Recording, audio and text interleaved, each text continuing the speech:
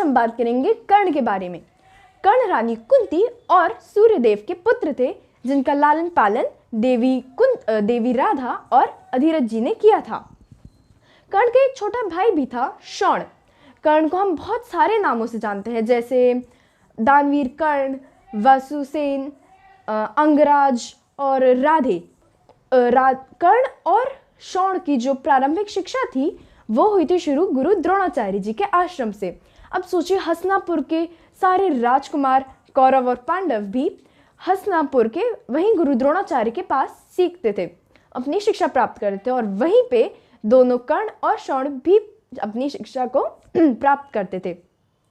मगर कर्ण ने भी धनुष विद्या चुनी और अर्जुन ने भी धनुष विद्या चुनी, तो दोनों के बीच ना बचपन से एक कंपटीशन चलता था कि कौन ज़्यादा योग्य है, कौन ज़्यादा अच्छी धनुष विद्या जानता है। कर्ण को ये बात पसंद नहीं आती थी कि हमेशा गुरु द्रोणाचार्य अर्जुन अर्जुन अर्जुन करते रहते थे। उसे समझ नहीं आता था कि मतलब मैं भी तो वही धनुष विद्या कर रहा हूँ, मैं भी तो वैसे ही चला रहा हूँ। ये समझाने के लिए मैं आप लोगों को कि अर्जुन जी के पास ऐसा क्या था, क्या चीज़ थी जो सबको भा जाती थी, वो कितने योग्य थे। तो चलिए मैं आपको एक छोटी सी कहानी के उससे बताती हूँ। तो कहानी कुछ ऐसी थी कि एक बार गुरु द्रोणाचार्य जी ने एक मिट्टी की चिड़िया बनाई और उसे पेड़ की टहनी पर रख दिया और सब बच्चों से कहा कि एक एक अपने क्रम अनुसार आओ और धनुष बाण से निशाना साधो, अपना लक्ष्य बनाओ उस चिड़िया की आंख को और उसे साधो।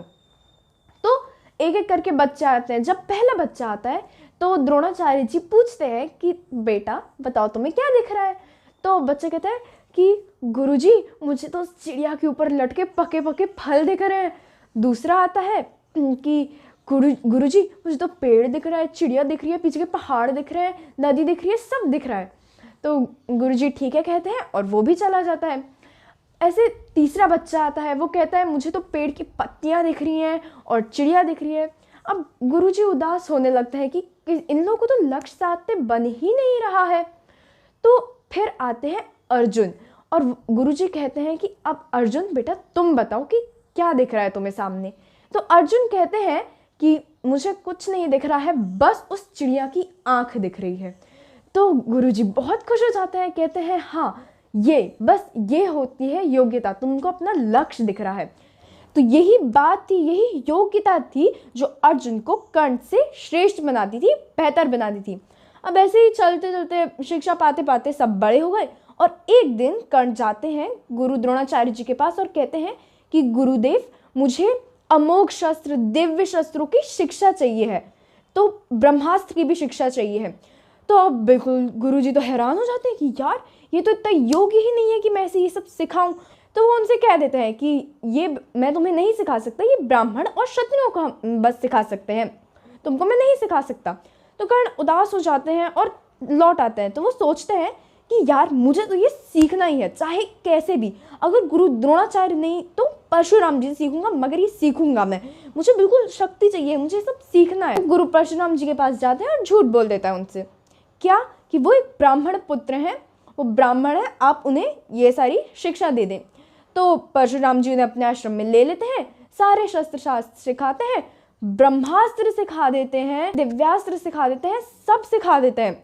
वो बहुत उसको सारे मंत्र सब कुछ आ जाता है।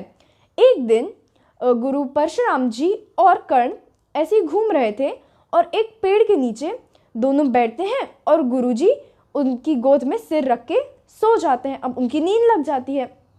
तो कुछ ही समय में एक कीड़ा आता है, वो कर्ण के हाथ पे चढ़ जाता है और उसको काटना शुरू हो जाता है। काटते काटते उसके हाथों से खून बहने लगता है, मगर वो हिलता भी नहीं है, क्योंकि अगर वो हिलता और गुरुजी की नींद खुल जाती। वो सोचता यार कैसे हिलूँ मैं क्या करूँ, अगर मैं हिलूँगा तो गुरुजी की तो नींद खुल जाएगी और मैं ऐसा नहीं होने दे सकता। तो वो हाथ में काटता है, चढ़ते चढ़ते कंधे में काटता है, हर जगह बिल्कुल काट देता है और वो खून खून हो जाता है। तो ऐसे उसकी आंखों में आंसू भर जाते हैं और आंसू की एक बूंद गुरुजी के माथे पे गिरती है और वो एकदम से हैरान होकर उठ जाते हैं कि क्या हुआ, और पूछते हैं कि कर्ण ये सब खून खून की बूंद और तुम्हारी आंखों में आंसू ये सब कैसे हुआ। तो वो कहता है कि गुरुजी मेरे हाथ पे और मुझे हर जगह एक कीड़ा काट रहा था, मगर मैं हिल नहीं सकता था क्योंकि आपकी नींद लगी थी। तो वो सोचते हैं और गुस्से में आ जाते हैं गुरुजी और सोचते हैं कि यार ये ब्राह्मण नहीं हो सकता, क्योंकि एक ब्राह्मण में इतनी शक्ति होती ही नहीं है कि उसे कीड़ा काटे और वो बिल्कुल टस से मस ना होए। तो उनको इतनी गुस्सा आती है, उनको लगता है कि इसने बिल्कुल झूठ बोला मेरे से।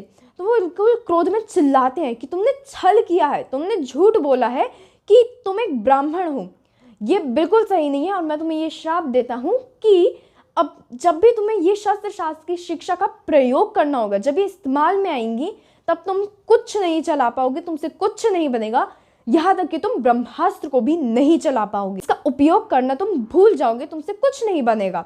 तो अब वो बहुत उदास हो जाते हैं, बहुत डर जाते हैं। तो ऐसे ही कर्ण युद्ध के मैदान पे अपनी इतनी सारी शिक्षा जानते हुए भी, इस शस्त्र शास्त्रों के बारे में जानते हुए भी कुछ उपयोग नहीं कर पाते हैं। इससे हमको पता चलता है हमको झूठ नहीं बोलना चाहिए है। तो आज मैंने आपको कर्ण के बारे में ऐसी चीज़ें बताई। मैं होप करती हूँ कि आपको ये वीडियो पसंद आएगा। अगले वीडियो में अगली बात। Thank you. Thank you.